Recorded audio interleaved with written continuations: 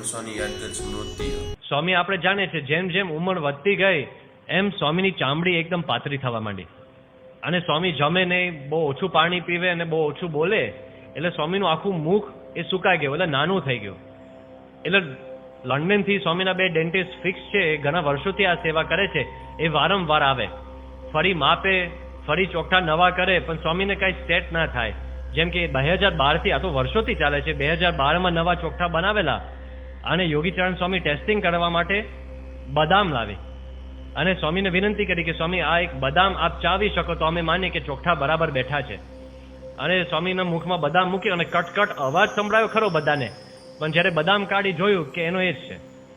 એટલે સ્વામી તો એકવાર એવું બોલેલા કે પહેલેથી છેલ્લે મને ક્યારે ચોખ્ઠા સેટ થયા નથી. જ્યારથી દાંત પાડ્યા ત્યારથી આજ સુધી એમને ક્યારે ચોખ્ઠા સેટ થયા નથી, બરાબર એકદમ બેસ્યા નથી, બેઠા નથી. પણ બધાને થયું કે દિવાળીના દિવસો પહેલા આપણે થોડુંક સ્વામીના આમ બેસાડીએ એટલે મુખ થોડું પોળું રહે, એટલે આ બધા મુખના મસલ્સ છે એને કસરત થઈ જાય આપોઆપ. અને ચોખ્ઠા જ્યારે દિવાળીના દિવસે પહેરાવ્યા ત્યારે હોઠ ફાટી ગયા, ઉપર અને નીચે 2 હોઠ એકદમ ફાટી ગયા. સ્વામી આવી રીતે જુદા જુદા દર્શન આપ્યા. એ 2013ની સ્મૃતિ. 2014માં દિવાળીના દિવસો પહેલા સ્વામી બીમાર હતા અને ચોપડા પૂજનના દિવસે સ્વામી રૂમમાંથી ચોપડા પૂજનની વિધિ આખી સંપન્ન કરી અને બધાના મનમાં હતું કે સ્વામી આવશે કે નહીં એ દ્વિધા. અને સ્વામી આવે ના આવે, ચોપડા પૂજન જો અંદરથી વિધિ કરતા હોય તો કદાચ ન આવે. અને અંકુટના દિવસે સવારના 7:40 વાગે બેલ પડ્યો અને સ્વામી જે દર્શન આપ્યા, 3 વર્ષથી જે દર્શન કોઈને થયા નહોતા એ દર્શન આપ્યા, પૂજાના દર્શન. અને પ્રમુખ મંદિરમ તે સુધીમાં કાચની કેબિન આવી ગયો હતો. સ્વામી એમાં બેઠા બેઠા બધા હરિભક્તોને જાહેરમાં પૂજાના દર્શન આપ્યા હતા.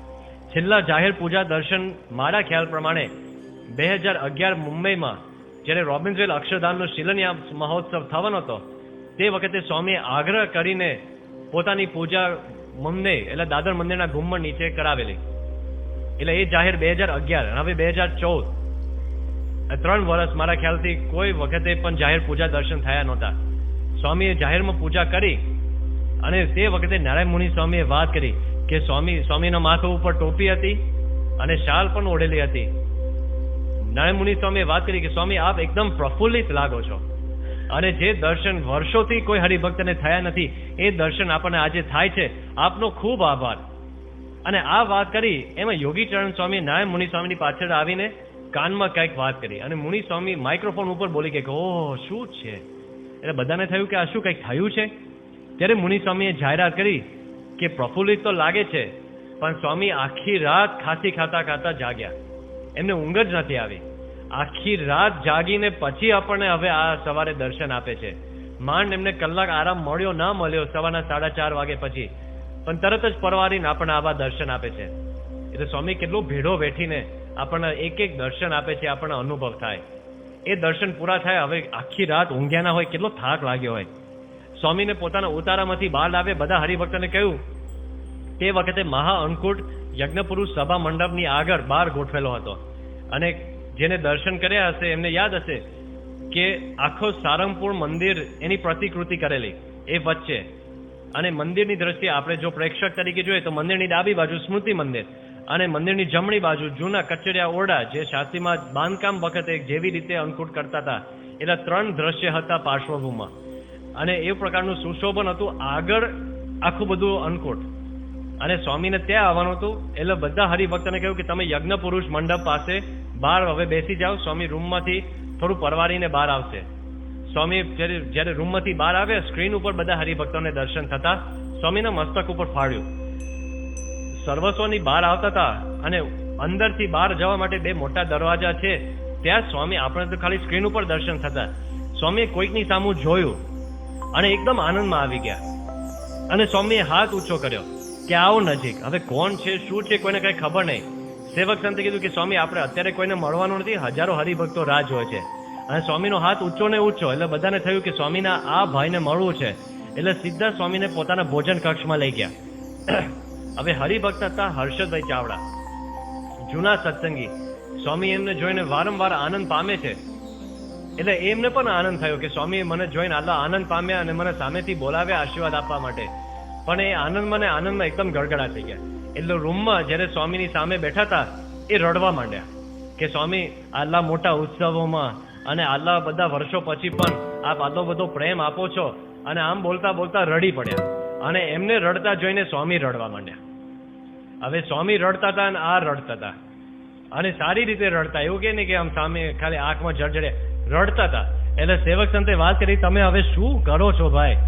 અત્યારે તો હજારો હરિભક્ત રાહ જોવે છે દર્શન માટે, અને આજે અણકોટ આનંદનો દિવસ છે, અને તમે સ્વામીને રડાવો છો, તમે હસાવો, કારણ કે એમની પણ એવી કળા છે, સ્વામીને હસાવે, જોક્સ બોલે, આમ ને તેમ રમૂજ કરે. તો તમે હવે સ્વામીને હસાવો, પણ હવે ચાલુ રુદનમાં કેવી રીતે હસાવો? એટલે કંઈક બોલવા જાય અને રડતા રડતા હસતા જાય. કેવું લાગે? વિચિત્ર એકદમ. રડતા રડતા હસતા જાય, અને સ્વામીને પણ એટલું જ વિચિત્ર લાગ્યું, આ શું કરે છે? પણ આવું વિચિત્ર લાગ્યું એમાં સ્વામી હસવા માંડ્યા પાછા, કે આ કેવું વિચિત્ર બધું કરે છે.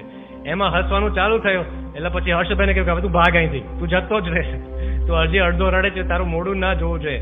અને સીધા બાપાને બહાર લાવ્યા. જે આગળના 10 મિનિટ વચ્ચે ગયા એ આમાં ગયા. સ્વામી હસતા હસતા બહાર આવ્યા, મહા અન્નકૂટના દર્શન કર્યા. પેલા મંદિર ઉપર ગયા, ત્યાં આરતી ઉતારી. પછી મહા અન્નકૂટ પાસે આવ્યા, ત્યાં આરતી ઉતારી. સ્મૃતિ મંદિર ગયા, ત્યાં આરતી ઉતારી. 3 અન્નકૂટ, 3 આરતીના દર્શન, બધા હરિભક્તોને આ લાભ આપ્યો. અને સ્વામી એટલા થાકી ગયા હતા, રૂમ સુધી પહોંચ્યા. રૂમમાં હજી પહોંચે તે પેલા ખુરશી ઉપર જ સ્વામી સુઈ ગયા. આખી રાત જાગ્યા અને ખુરશી ઉપર જ રીતસર સુઈ ગયા. બધાને દર્શન થયા સ્ક્રીન ઉપર, સ્વામીને પોડી દીધા, અને બધાને થયું કે હવે સાંજે દર્શન નહીં થાય, કારણ કે સ્વામી આલા થાકી ગયા હોય. અને સાંજના 6 વાગે બીજી વાર દર્શન. અને ત્યાં પ્રમુખ દર્શન વાટિકા, સ્વામીના કાચના કેબિન આગળ અન્નકૂટ ગોઠવેલો હતો. 4થા અન્નકૂટના દર્શન થયા. અને પછી બધા સંતોને થયું હવે સ્વામી રૂમમાં જશે, સીધા આરામમાં. ત્યાં રાતના 11 વાગે ફરી વાર દર્શન, અને 5 અન્નકૂટના દર્શન એક જ દિવસમાં. સ્વામીએ બધા સંતો હરિભક્તોને આવો લાભ આપ્યો. પણ કહેવાનું શું, આદો ભીડો વેઠીને આપણને સુખ આપવા માટે સ્વામી આટલો બધો દાખલો કરે છે. આ અન્નકૂટને આપણે વાત કરી. પછી આવે છે ગુરુ જયંતિ. ડિસેમ્બર 2013માં વચ્ચેના દિવસોમાં સ્વામી પડી ગયા હતા. એ આખો પ્રસંગ આપણે પછી લઈશું. પણ પછી ડોક્ટરને હતું કે સ્વામી પધારશે કે નહીં, એ તો દ્વિધા છે. અને સ્વામી માટે તો ડોક્ટરે તો નિર્ણય લઈ લીધો કે અંગ્રેજી તારીખ પ્રમાણે જન્મજયંતિના દિવસ ઉપર સ્વામી પધારવાના નથી, એટલે એના સંકલ્પો ના કરવા. અને સ્વામીને એક રીત છે, પહેલેથી છેલ્લે એક જ રીત અપનાવી છે કે ડોક્ટરની બધી સલાહ લેવાની, પણ ડોક્ટરને એક પણ વાત માનવાની નહીં, કાંઈ નહીં. ડોક્ટર ગમે તેટલી મને ના પાડે, મારે કરવું છે તો કરવાનું જ. જેમ આપણે પહેલા દિવસે વાત કરેલી, 1998માં ડોક્ટરે એટલી બધી સલાહ આપેલી કે આમ નહીં કરવું, આમ નહીં કરવું, બાપા હાથ પાડ્યા કરે, અને કરવાનું એક કે નહીં. એમ ડોક્ટરે કીધું કે અંગ્રેજી તારીખ પ્રમાણે જે 7 ડિસેમ્બર 2013 એમાં સ્વામી દર્શન આપવા માટે નહીં પધારે, આવવાનું જ. અને ઝરૂકામાંથી સ્વામીએ બધા હરિભક્તો સંતોને દર્શનનું સુખ આપ્યું. પણ પછી જન્મજયંતિની તિથિ આવે છે, માગશર સુદ 8મ, એમાં શું કરવું? એ તો મોટો ઉત્સવ, એ મુખ્ય જન્મજયંતિનો મહોત્સવ. સ્વામીને પૂછ્યું, સ્વામી કઈ જવાબ ના આપ્યો. ડોક્ટરે સ્વામી વતી જવાબ આપ્યો કે સ્વામી નહીં આવે, અત્યારે વાગ્યું છે, એટલે સ્વામી થોડો વધારે આરામ કરે તો વધારે સારું. અને આ પ્રકારની બધી વાત થઈ. હવે જો સ્વામી ઉત્સવમાં ના પધારવાના હોય તો એ પ્રમાણે બધી ગણતરી થાય કે ઉત્સવ આપણે નાનો કરવાનો છે. આટલા થોડાક જ 1000 હરિભક્તો આવશે, અરે આટલા જ આપણે ફળિયામાં ઘોડો ફેરવી લેવાનો છે, એટલે નાનો મંચ કરીએ, અને બીજું કે જાજુ કરવાની જરૂર નથી. અને છઠના દિવસે 8મે ઉત્સવ, 5મ રાત્રે અથવા છઠને દિવસે સવારે, 5મ કે છઠના દિવસે 2 કે 3 દિવસ પહેલા સ્વામી કીધું અમે આવવાના જ છે. નાયબ મુનિ સ્વામી કીધું અમે તો આવવાના જ છે, શું ના પાડો છો? એટલે બધાએ પૂછ્યું કે સ્વામી ખરેખર આવવાના જ છો? કારણ કે જો આવવાના હોય તો પછી બધું થોડું આમ એક્સપ્લેન કરવું પડશે કે ના અમે આવવાના જ છે. એટલે પછી બધા જે આમ ધબાધબી જે સેવા ચાલુ કરી, કારણ કે હવે કોઈ સંખ્યા હાથમાં ના રહે, કારણ કે હવે જાહેરાત થઈ જાય કે સ્વામી તો જન્મજયંતિમાં પધારવાના છે. આ તો જાહેર જન્મજયંતિનો મહોત્સવ. અને જેટલું કંઈક સ્ટેજ હોય, હવે કમ્પ્યુટરમાં તમે સ્ટેજને ડિઝાઇન કરો ને, અને તમારે મોટું કરવું હોય તો કમ્પ્યુટરમાં કરવાનું શું, એના ખૂણા ઉપર માઉસ મૂકી દેવાનું, અને ખૂણો થોડો ખેંચવાનો, એટલે આ છે ને 1 સેકન્ડમાં આટલા માપનું થઈ જાય. પણ રિયલ લાઈફમાં કેવું છે, એવું થાય. આટલો સ્ટેજ બની ગયો હતો, હવે આટલો સ્ટેજ આટલું મોટું કરવાનું, એટલે 24 કલાક સંતો સેવા કરે, બધા જ સંતો. માગશર મહિનાની ઠંડી, અને એમાં સ્ટેજ ઉપર નારાયણ મુનિ સ્વામી અને બ્રહ્મચરણ સ્વામી સુવે, અને સૂતા પછી કંઈક નિર્ણય આપે કે આ દિશામાં આ પ્રકારનું આપણે ડેકોરેશન કરીએ. પેઇન્ટિંગ કરવાનું હોય તો પેઇન્ટિંગ, કટિંગ કરવાનું હોય તો કટિંગ, કંઈક સેટ થઈ જાય 2-3 કલાક પછી 2:30 વાગે જગાડવાના કે સ્વામીએ જોઈ લો આ બરાબર છે, આમ આંખો ચોડીને જુએ કે આ બરાબર છે, હવે આલુ થોડી દિશામાં લઈ જાઓ એટલે બરાબર થશે. કલાક શું હોય 3:30 વાગે બ્રહ્મચરણ સ્વામીને ફરી જગાડવાના કે સ્વામી આ બાજુ બરાબર છે. એમ 48 કલાક સુધી બધા ત્યાં ને ત્યાં જ. બીજા સંતોને તો સુવાનું નહીં, આ લોકોને લબક ઝબક, સુતા ન સુતા જેવું. અને પછી આ પ્રમાણે સ્ટેજ, આ બાજુ રસોડા, આ બાજુ ઉતારા, આ બાજુ સભા વ્યવસ્થા, બધા વિભાગો 48 કલાક જે સક્રિય રહ્યા. અને સ્વામી પધાર્યા. સ્વામી પેલી નેનો જેવી ગાડી છે એ ગોલ્ફ કાર્ટ, આવો એમ લાગે કે અવકાશ યાન કંઈક એલિયન્સ લઈને આવ્યા હશે બીજા ગ્રહ ઉપરથી, એવી લાગે છે ગાડી, મને લાગે છે, બીજાને ગમે તે લાગતી હોય. પણ એની ઉપર 2 ફુગા મૂક્યા હતા, 93, એની ઉપર એવું લખેલું હતું. અને સ્વામી ગાડીમાં આવતા હતા, પહેલા મંદિરે દર્શન કરવા માટે ગયા. મંદિર દર્શન કરીને સ્વામી આવતા હતા.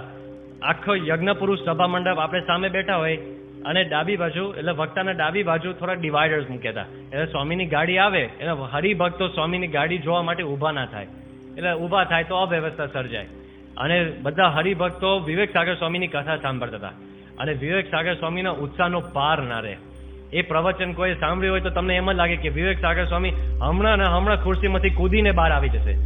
અને એક એક વાક્ય ઉપર એટલો બધો પ્રાપ્તિનો કેફ એક વાક્યમાં બોલતા જાય કે 6 વર્ષ પછી આજે આપણે જાહેરમાં પ્રમુખ સ્વામી મહારાજની જયંતિ ઉજવવા માટે આપણે ભેગા થયા છે.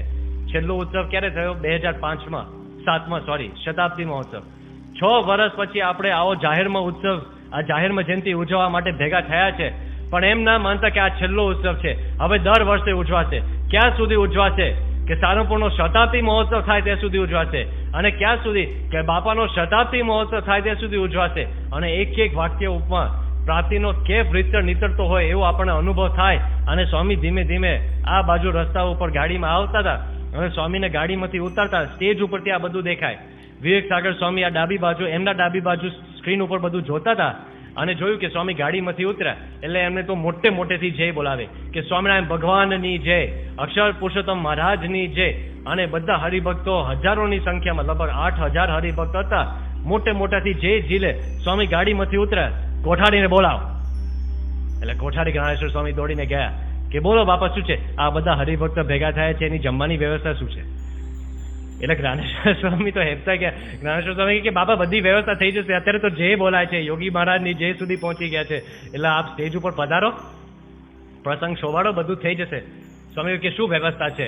એટલે જ્ઞાનેશ્વર સ્વામીએ જવા દીધી કે જો અલ્લાહ હરિભક્ત છે, 10-12 ભોજનશાળા છે, બધાને ફૂડ પેકેટમાં જમાડીશું ને બધું સાચવી લે છે, તમે સ્વામી જરાય ચિંતા ના કરતા. જે મનમાં આવ્યું એ બધું બોલી નાખ્યા. પણ સ્વામીએ સાંભળ્યું કે બધાના માટે ફૂડ પેકેટને જમવાની વ્યવસ્થા છે.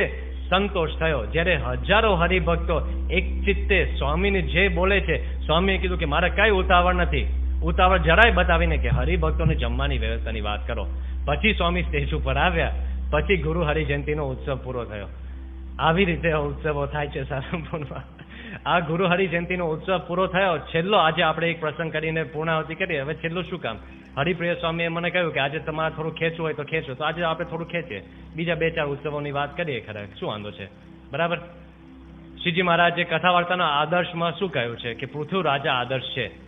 પૃથ્વી રાજાએ શું માગ્યું કે ભગવાન તમે જો ખરેખર મારી ઉપર રાજી થયા હોય તો તમે મને 10,000 કાન આપો, જેથી કરીને હું અખંડ ભગવાનની કથા વાર્તા સાંભળી શકું. 10,000 કાન માગે. આપણા 2 કાન વધારે પડે કે નહીં વાત? 7-7:30 વાગશે હમણાં.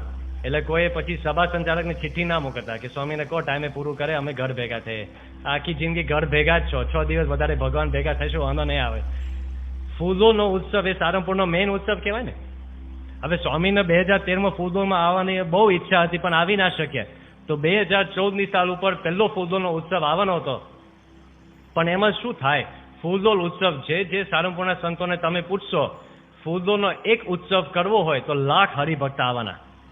એ માટે બધી વ્યવસ્થા કરવાની, ઉતારાની વ્યવસ્થા, ભોજનની વ્યવસ્થા, ઉત્સવની વ્યવસ્થા, સભા સ્થળની વ્યવસ્થા. તો પ્રાયઃ દર વર્ષે એવું બને છે કે 20-25 દિવસ સુધી બધા સંતોને સંપૂર્ણ અભ્યાસમાંથી રજા, અને 300 સંતો, પાર્ષદો અને સાધકો એ આખો દિવસ સેવા કરે. અને રોજ રાત્રે બોટાદ ને બીજા કાઠિયાવાડના ગામડાઓમાંથી હજારોની સંખ્યામાં સ્વયંસેવકો આવે. ત્યારે 25 દિવસમાં માંડ ઉત્સવ પૂરો થાય છે, બધા છેડા ભેગા થાય છે. એવો અનુભવ બધાને થાય છે કે માંડ બધું પૂરું થાય છે. અને એમાં દર વર્ષે કેવું હોય કે સ્વામી ફૂલોના 2 કે 3 દિવસ પહેલા, બહુ તો 3 દિવસ પહેલા આવી જાય. એમને ખબર છે કે હું વહેલા પહોંચી જઈશ તો ઉતારા બુક થઈ જશે ને હરિભક્તનો ધસારો વધી જશે.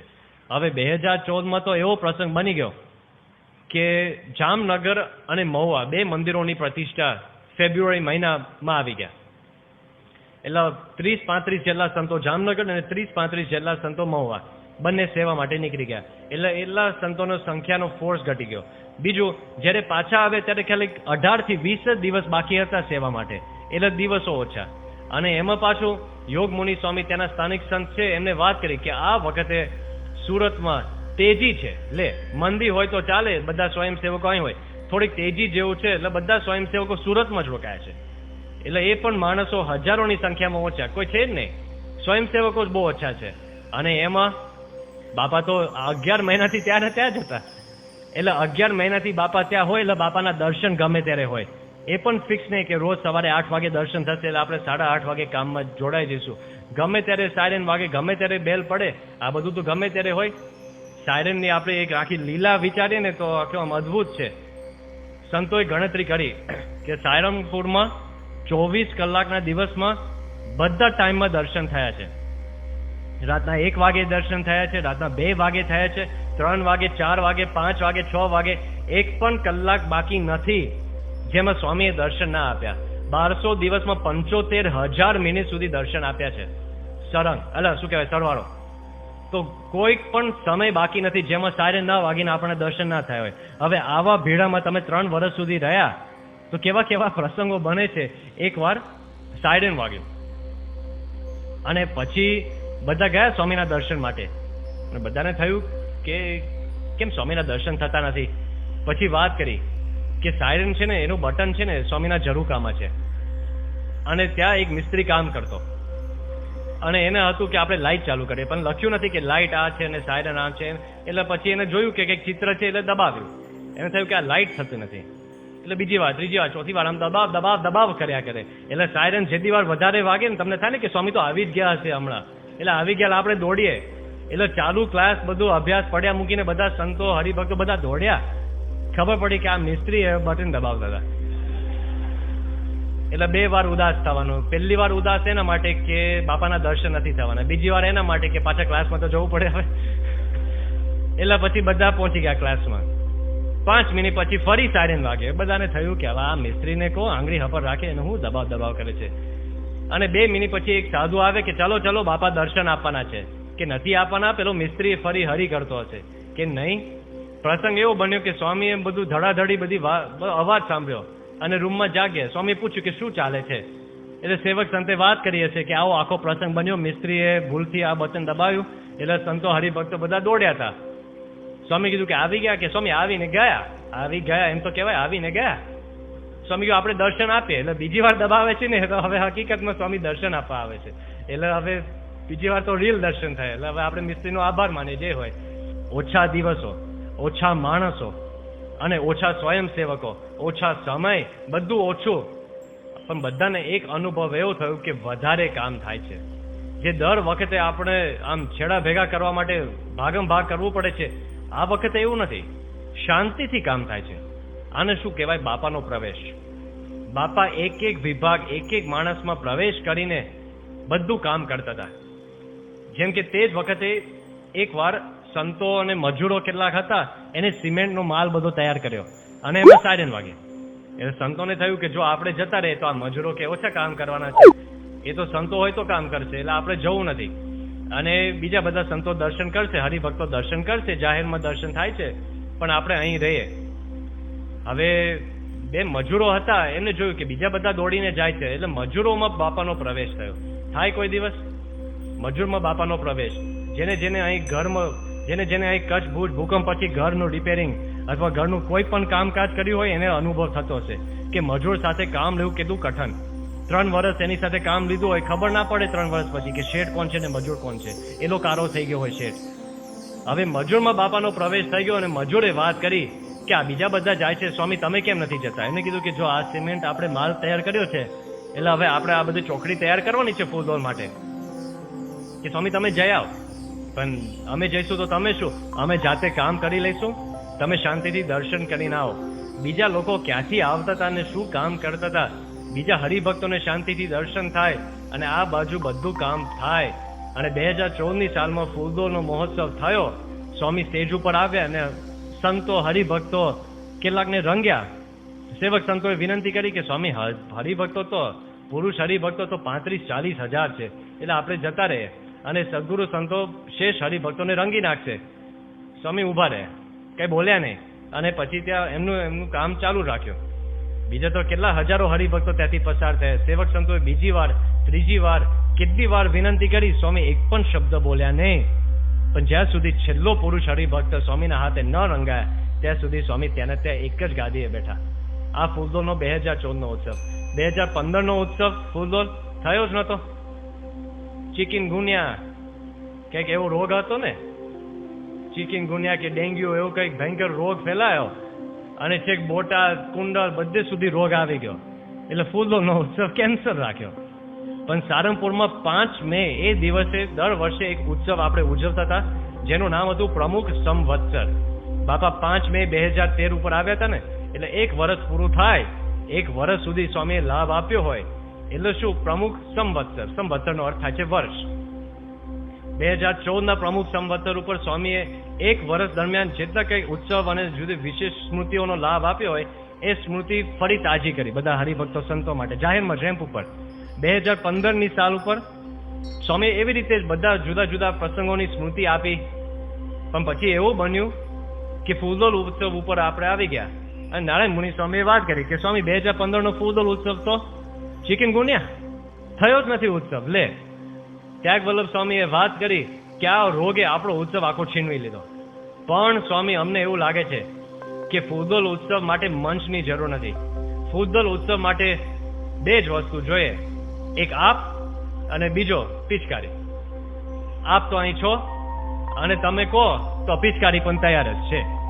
તમે કહેતા હોત તો આપણે આજે ને આજે ફૂલદોલ ઉત્સવ કરી નાખીએ. અને બાપાએ સંમતિ આપી અને નહીં તો 1,500 હરિભક્ત હશે એ સભામાં. સાદું પાણી હતું, રંગવાળો પાણી નહોતું.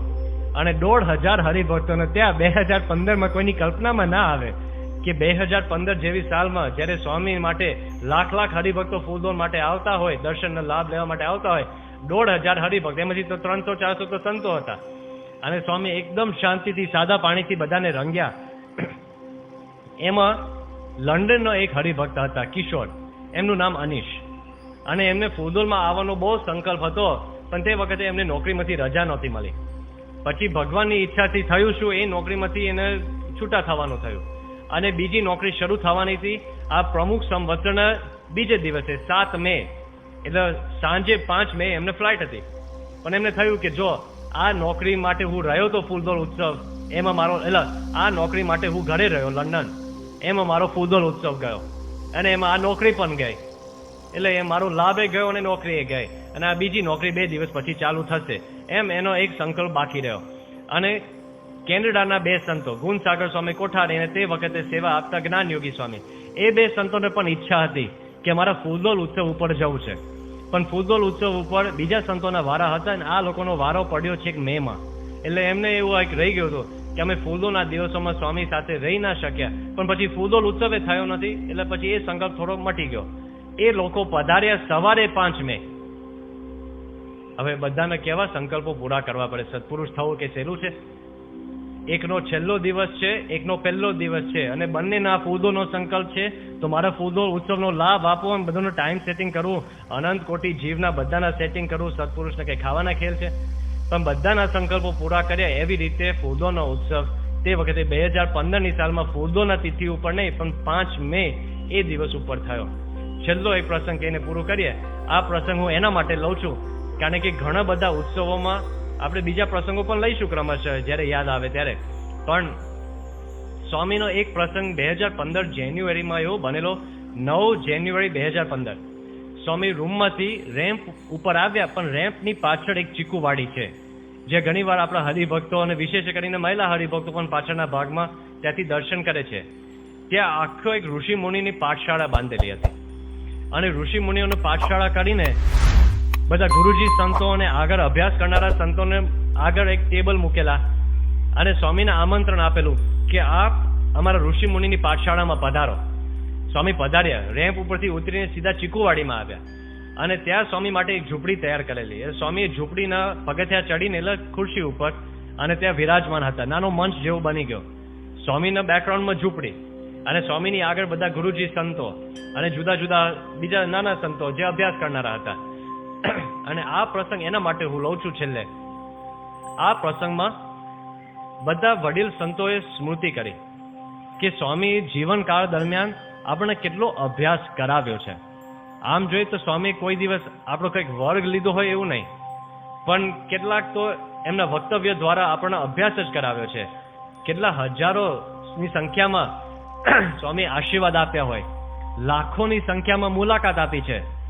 તો સ્વામીએ આટલા દાયકાઓમાં જે વાત કરી છે એ એમનો અભ્યાસ કરાવવાની એક પદ્ધતિ છે. એટલે પહેલા મધુરવદન સ્વામી ઊભા થયા અને મધુરવદન સ્વામીએ રઘુવંશમાંથી એક શ્લોકનો ઉલ્લેખ કરેલો. આ શ્લોક છે ને બાપાને બહુ ગમે છે. શ્લોક એવી રીતે છે કે એક પ્રસંગ સાથે આ શ્લોક સાથે આપણે જોડી દઈએ. બાપા એકવાર સારંગપુરમાં બહુ જૂના જમાનામાં 1973 દીક્ષિત સંતો સાથે બેઠા હતા અને સ્વામીએ કીધું કે પેલો શ્લોક કયો આપણે આવે છે ને પેલા ગ્રંથમાં. હવે આ કેવો પ્રશ્ન, પેલો શ્લોક એ કયો જે પેલા ગ્રંથમાં આવે છે? સ્વામીના અંતર્યામી થવાની વાત છે. એટલે પછી સ્વામીની સામું બધા સંતો જોતા હતા અને સ્વામી કે રઘુવંશમાંથી પેલો શ્લોક આવે છે ને. આમ સ્વામી થોડીક આમ ત્રાસી દ્રષ્ટિ વિચારતા હોય ને, પછી સ્વામીને યાદ આવી ગયો. સ્વામી કે હા પેલો શ્લોક આવે છે ને. પછી સ્વામી આખો શ્લોક તે વખતે બોલ્યા. આ પ્રસંગમાં મધુરવદન સ્વામીએ શ્લોક બોલ્યો. સ્વામીએ કીધું, સ્વામી શ્લોક બોલ્યા. મધુરવદન સ્વામી કે સ્વામી રઘુવંશમાં એક શ્લોક આવે છે, આપનો એક પ્રિય શ્લોક છે. એકાત પત્રમ જગત વિભૂતમ નવમ વય કાંચમિદમ વિભૂષિતમ. આખો શ્લોક બોલ્યા કે અલ્પસ્ય હેતો બહુ હાંતમ ઈચ્છન વિચાર મૂઢ પ્રતિભાસી મેત્વમ. એમ સ્વામી ગમે ત્યારે આ શ્લોક બોલે એમનો એક જ ઉપદેશ હોય છે કે ભગવાનનું સુખ મૂકીને બીજા બધા સુખમાં લેવાઈ જાય છે માણસ, એ કેવો વિચાર મૂઢ કહેવાય. જેમ આપણે પહેલે દિવસે કથા વાર્તામાં શરૂઆતમાં જ પ્રસંગ યાદ કરેલો, સ્વામી આપણને સુખી થવાની ચાવી આપી દીધી છે કે શાસ્ત્રીજી મહારાજ અને યોગીજી મહારાજ મળ્યા, એમને યાદ કરશો તો સુખી થશો. અને હવે આપણે બીજું કશું યાદ કરવું નથી. આપણી પાસે જ સુખની ચાવી હોય અને એ સુખ મૂકીને આપણે જગતના સુખ લેવા માટે જઈએ કે ત્યાં દુઃખી થવા માટે જઈએ. બાપાની દ્રષ્ટિએ આવો માણસ હોય કેવો છે? વિચાર મૂઢ પ્રતિભાસી મેત્વમ. એ માણસ વિચાર મૂઢ છે. મધુરવદન સ્વામીએ આ વાત કરી.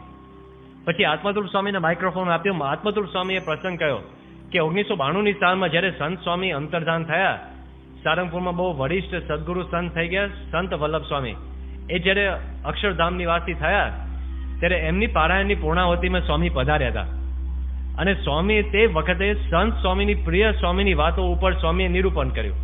એટલે એ સ્વામીની વાત આત્મતુલ સ્વામીએ બાપાની આગળ રજૂ કરે છે અને કહે છે કે બાપા આપને આ વાત બહુ ગમે છે.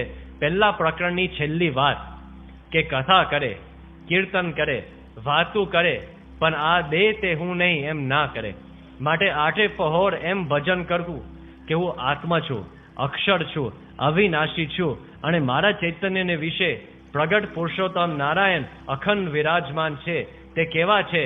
તે સર્વોપરી છે, સાકાર છે, સર્વના કર્તા છે અને આ વાતમાં સાંખ્ય ને યોગ બે આવી ગયા છે. છેલ્લે વિવેક સાગર સ્વામી ઊભા થયા અને વિવેક સાગર સ્વામીએ વાત કરી કે બાપા આપ તો વક્તવ્ય દ્વારા ઘણો બધો આપણને ઉપદેશ આપ્યો છે, ઘણું બધું શિક્ષણ આપ્યું છે, પણ આપનું પ્રશિક્ષણ કેન્દ્ર છે. હરતું ફરતું પ્રશિક્ષણ સુશિક્ષણ શું છે? આપ આપના જીવન દ્વારા અમને એકાંતિક ધર્મનો ઉપદેશ બતાવ્યો છે. જેમ કે એકવાર અમેરિકામાં આપે શંકાનો ઉપવાસ કરેલો અને એમાં આપના વર્તન દ્વારા ધર્મનો ઉપદેશ બતાવેલો. જેમ એકવાર આપ જમતા હતા અને એક જણ આપને ન કેવા શબ્દ કહી ગયા પણ આપ સ્થિર રહ્યા અને મેં જ્યારે પ્રશ્ન પૂછ્યો કે સ્વામી આપ કેવી રીતે સ્થિર રહ્યા, ત્યારે આપ કહ્યું કે જેટલું કહી ગયા અમારા દેહને કહી ગયા પણ અમારા આત્માને ક્યાં કશું કહી ગયા છે. આ આપનું જ્ઞાનનું પ્રશિક્ષણ. વૈરાગ્યનું પ્રશિક્ષણ તો તમે પડે જેમ તેમ જેવું તેવું ચલાવીને જીવી બતાવ્યું છે અને ભક્તિનું પણ પ્રશિક્ષણ બતાવ્યું છે. જેમ કે એકવાર આપણે એક પધરામણીમાંથી બીજી પધરામણીમાં ગયા અને તે વખતે સંતોની ભૂલથી ઠાકોરજી પહેલી પધરામણીમાં રહી ગયા તો ઠાકોરજી બપોરના 3 વાગે આવ્યા ત્યાં સુધી તમે કંઈ જમ્યા નહીં. ઠાકોરજી આવ્યા પછી 5 થાળ ગાઈને તમે ઠાકોરજીને થાળ ધરાવીને ભક્તિ કરી પછી જ આપ જમ્યા હતા. તો આપ જીવન દ્વારા આ 4 પ્રસંગોનો ઉલ્લેખ કરીને વિવેક સાગર સ્વામીએ તે વખતે યાદ કરાવ્યું કે બાપા આપ એકાંતિક ધર્મનો ઉપદેશ ખાલી વચન દ્વારા નહીં પણ આપના જીવન દ્વારા આપો છો. છેલ્લે કોઠારી બાપાએ પ્રાર્થના કરી કે સ્વામી આ જેટલી વાતો છે ને અમે સાંભળી છે અને વર્ષોથી સાંભળે છે અને આપનું જીવન છે ને અમે જોયું છે, દાયકાઓથી જોયું છે, પણ અમારા જીવનમાં આ બધા ગુણો સિદ્ધ થાય એવી પ્રાર્થના છે. એના માટે ખાપ આ આશીર્વાદ લખી આપો અને આશીર્વાદ આપો. બાપાએ લટકું કર્યું અને પછી એક તાડપત્ર ઉપર કિતાબ જેવી એક કલમ હાથમાં લઈને સ્વામીએ જય સ્વામિનારાયણ લખી નાખ્યું, બધાને આશીર્વાદ આપ્યા.